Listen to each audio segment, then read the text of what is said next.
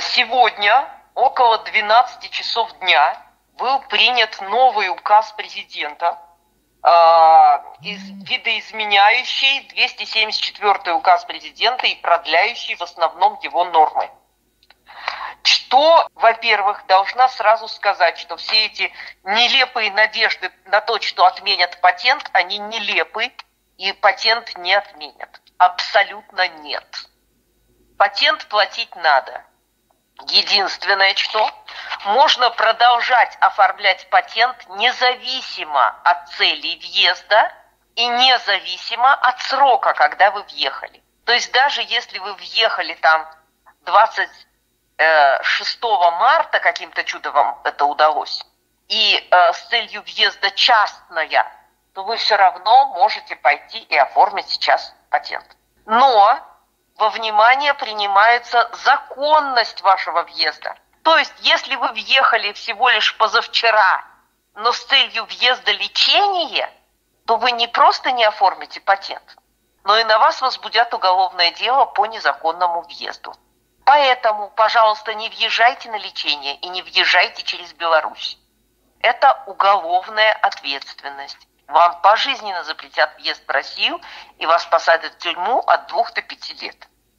Второе. В подпункте А пункта 1 появились изменения, по которым не продлевается разрешение на временное проживание, виды на жительство и прочие долговременные документы для мигрантов, которые уже находятся на территории России. Как было раньше, если у вас РВП, выданное в 2017 году, заканчивалось, 3 мая этого года, то вы могли спокойно ходить с этим же РВП до 15 декабря.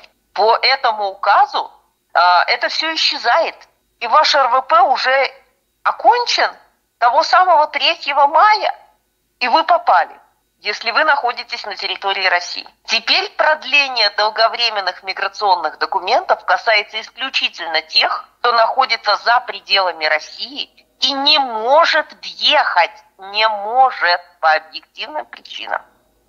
Следующий пункт, изменяющийся, это то, что не запрещены теперь выдворение лиц, которые причастны к терроризму, которые признаны нежелательными как уголовно судимые. Это еще раз вам напоминание для тех, кто хочет незаконно въехать. И для тех, кто посягает на общественный порядок и общественную безопасность. Вас теперь будут выдворять.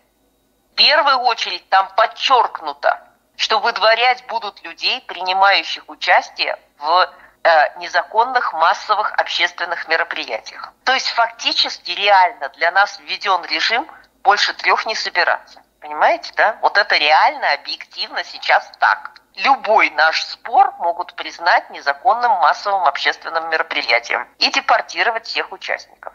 Так мало того, посягающие на общественную безопасность административные правонарушения, это, например, нарушение статьи 20 КАП РФ во всех ее частях, в том числе в части 1 20.1.1 нецензурная брань в общественном месте тоже может теперь послужить причиной для выдворения человека. Вот представьте себе, вы ругнулись нецензурно и вас выдворят. Что это значит на самом деле?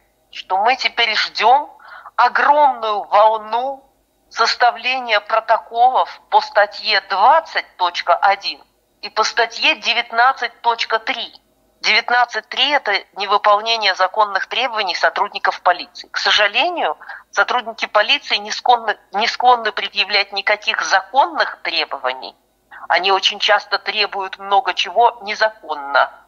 А потом, увы, на их сторону становятся суды, якобы требования сотрудников полиции были законны. То есть вас на каждом шагу могут депортировать за то, что вы не дали взятку сотруднику полиции. Увы, это так. Или на вас будут массово составлять протоколы по статье 20.1.1.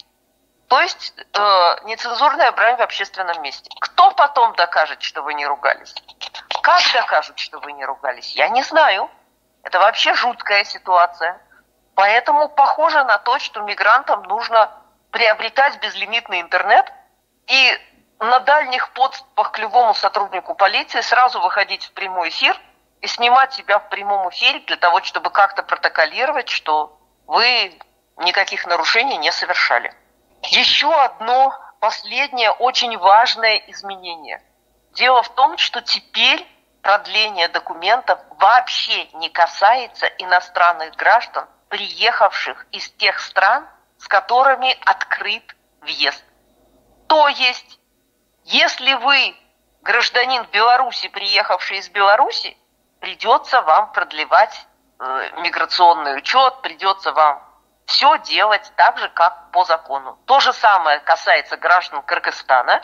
Если вы приехали из Кыргызстана, гражданин Кыргызстана или лицо, имеющее вид на жительство в Кыргызстане, вам придется официально оформляться на работу и только на основании официального оформления на работу оформлять продление пребывания. Иначе вам придется выезжать и 90 дней не въезжать в Россию.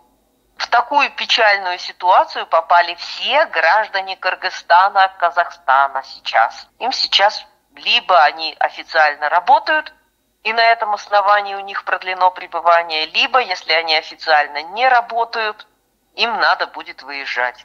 Кроме того, сейчас начнется волна проверок законности ваших трудовых договоров. Граждане Республики Таджикистан не удостоились ничего отдельного. Единственное, что могу сказать, вам, ребята, крупно повезло, и у вас нет свободного въезда в Россию. Иначе бы вам ничего не продлили. Ну вот, собственно.